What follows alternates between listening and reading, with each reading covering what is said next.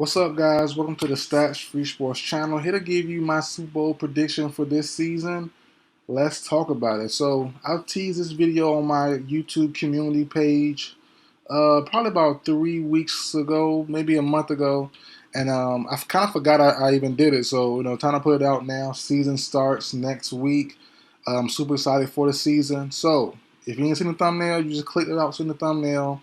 My prediction is the Browns versus the Seahawks. Now, before you click off, before you call me names, call me crazy, just hear me out. The video should be probably around 15, 20 minutes. So just stick around, hear me out, and let's get into the video. So, last year, I will say, well, first and foremost, I'm not a Browns fan. I'm not a Seahawks fan. I'm a Falcons fan. But me personally, I pride myself on being unbiased. I pride myself on having my own personal takes. I do prediction videos, get some right, get some wrong, do discussion videos, get some right, get some wrong, whatever. But I always do my own thing. You know what I mean? So it might sound crazy, it might look crazy, but at least, we know it's coming from somewhere genuine. So I truly believe that the Browns can make the Super Bowl. I truly believe the Seahawks can also. I know it won't be a clean sweep or easy streak for both teams, and neither team are favorites in both their respective conferences. But I think it definitely can happen. So let's get into why. I'm gonna start with the Seahawks first. I'll start with the Browns first. So Browns. I had them last year as my Super Bowl pick. Honestly, my pick last year. You can go back to my channel around this time last year. I did the Cowboys versus the Browns. And I'll only explain why the Browns last year. I thought Brissett would have the Browns probably around 6-4, somewhere decent, and which he did. I forgot the exact record when Watson came back, but I thought he would have the Browns in a decent spot, so where Deshaun can pick up, get hot. I thought Deshaun would be kind of like Deshaun from Houston, not trash Deshaun that we saw last year. I thought he would pick up where Brissett had left off. You had Chubb, Hunt, Dearness Johnson, the whole squad was there, and I thought Watson could lead them to the promised land last year. Didn't quite happen. Brissett held up to his end for the most part. The team was decent.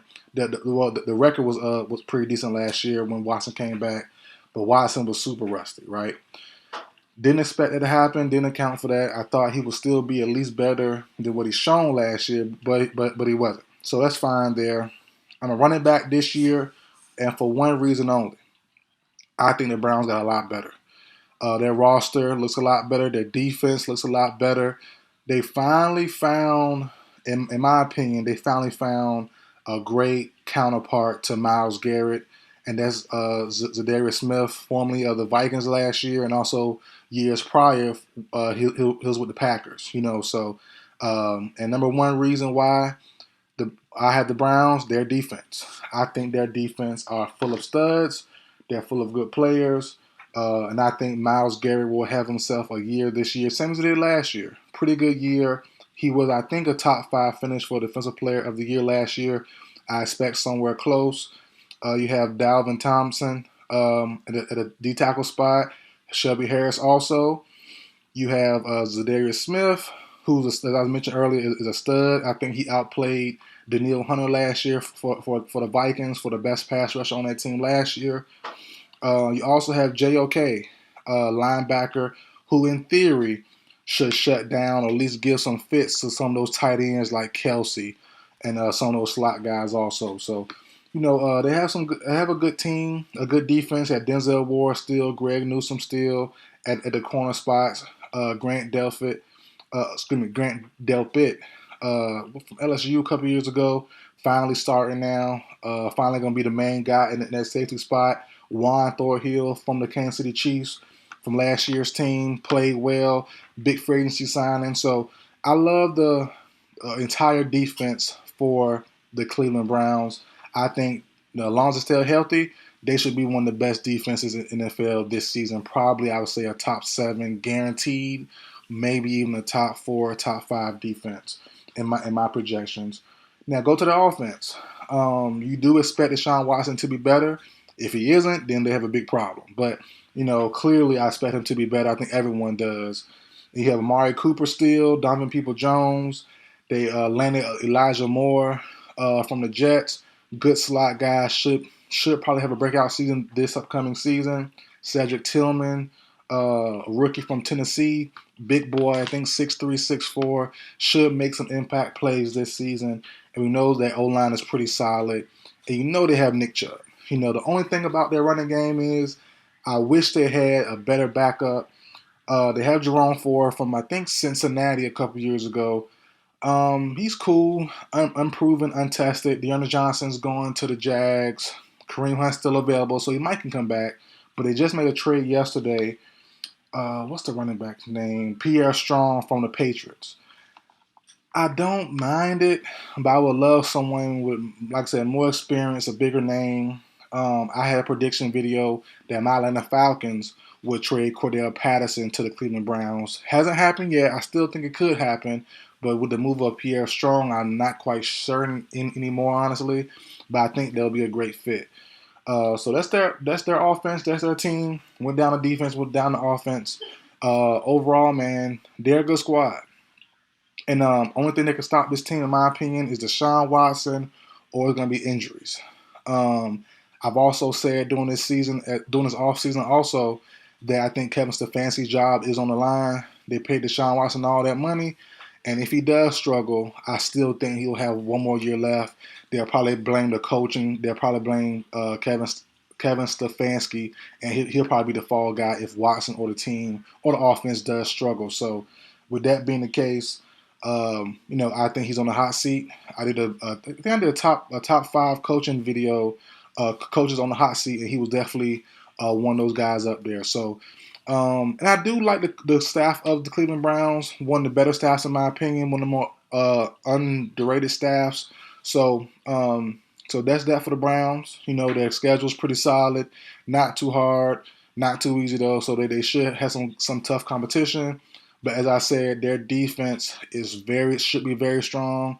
And clearly, both of these picks are relying upon everyone of most of the teams staying healthy. You know that you can't guarantee that. You can't guess who will be hurt. So, that's the tough part there. But as long as the main pieces stay healthy, I think the Browns and also the Seahawks should be fine. So that's the Browns. On to the Seahawks. You got to mention Pete Carroll first. He has the resume, he has the experience, he has done it without a primetime quarterback. Russ back then was just a game manager, in my personal opinion. Russ wasn't let Russ cook yet. He wasn't at that prime Russ level yet. And Pete Carroll, and we all know, Pete Carroll gets the blame for the second Super Bowl loss. But if you remember, they went to back-to-back Super Bowls and they had the Patriots beat. I know people being super duper technical, but they lost it though. That's fine. But he had them beat. They should have won. They didn't win, but they should have won. So in all, in a parallel universe, Pete Carroll would be 2-0 in Super Bowls, back-to-back rings, and it could have been a potential dynasty. But I think that moment when Lynch lost the ball, when Russell threw the ball, that kind of lost the team and lost their whole momentum. So, but Pete Carroll as a head coach has been there. He's done it without primetime weapons, without primetime quarterback, and he has the experience needed to make certain calls, make certain moves to get the job done. Now on to Geno Smith. Geno played well last year, got paid, and he definitely deserved to get paid too. And I think he'll play pretty much the same way last year. Make some mistakes here and there, no question. He's not a perfect quarterback. He's not a great quarterback, but he is a pretty strong, a pretty solid game manager. And even in their playoff loss, he played pretty decent. So I think he'll be just fine as far as the quarterback goes. Now, on to one of the most important pieces I've said. I'm on record saying this on my channel during the draft period. I did a live stream prior to the draft. I did some reaction videos during the NFL draft, and I said it. The Seahawks, to me, are super big winners. They did not miss on the draft. Their first 2 picks were in the first round, and they nailed them. The cornerback from Illinois, forgot his name right now, stud pick. If he can give you similar production as a rookie to what Tariq Wooden did last year, and also Tariq Wooden plays up to par also. Those two cornerback spots are on lock. They should be just fine there. And you have Jackson Smith and Jigba, the slot receiver, pairing him with Tyler Lockett, pairing him with DK Metcalf. If he can give you great production or good production as a rookie to go along with those two veterans and Metcalf and Lockett, they'll be just fine. They'll be in a great position. The Seahawks have been missing out on a great slot guy, or at least a good slot guy for a long time now. You had Lockett playing there sometime as well, but they were missing from the outside spot then to go opposite of DK Metcalf. But now you have Jackson Smith and Jigba there. You have Lockett now can go to the outside. You have Metcalf, obviously he's on the outside. You have Geno with more weapons. I love Noah Fant at tight end. I like Will Diddley also. Scored a bunch of touchdowns last year. I know because I bet on him a whole lot. He's won me a lot of money too. So I do remember that. I don't know his exact numbers, but Will Diddley definitely caught at least a good handful of touchdowns. So I bet on him, and I won some good money from it too. Uh, yeah, that rookie class is pretty strong. As far as the O-line goes for the Seahawks, they're pretty solid, but I do have Abraham Lucas being a breakout player this season. Did a video a couple months ago on like a top 5, top 7 breakout players list for this upcoming season. And Abraham Lucas for the Seattle Seahawks was on that list. So I do expect him to play a little better. I think he's a right tackle, if I'm not mistaken. So yeah, and Charles Cross is the left tackle. So I do have both those guys playing better. Cross was pretty good last year, but I do have Lucas stepping up and playing better this upcoming season. Then you have the running backs. I love that running game. Kenneth Walker from Michigan State 2 years ago played well last year, his rookie year. He's the main back now. And you have Zach Charbonnet, someone I was pounding the table for this offseason to go to the Cowboys. I thought he reminds me of a young DeMarco Murray. And I thought him with Tony Pollard made sense. I don't really love the fit of him with the Seahawks with Kenneth Walker. I would have loved a receiving back like Clyde Edwards-Helaire or a trade for Austin Eckler. I did those two videos also. I did a prediction video on Helaire going to the Seahawks, and I did a prediction video on Eckler going to the Seahawks. I thought a receiving back made sense with Kenneth Walker because he's not a receiving back at all. He's not really a receiving back, So I wanted one there. Didn't quite happen. But Charbonnet is a great back, physical, downhill runner to pair with Kenneth Walker. But I really hope they find a way to get a receiving back in there also. But other than that, though, the run game should be strong. As I said, Zach is good. Kenneth Walker is good also. Both physical, bigger running backs that can get the job done. So overall, I like the team. You have, what's the safety's name?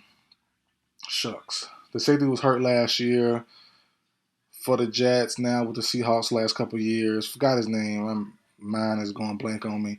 But yeah, he's back playing in the box. Don't put him in coverage.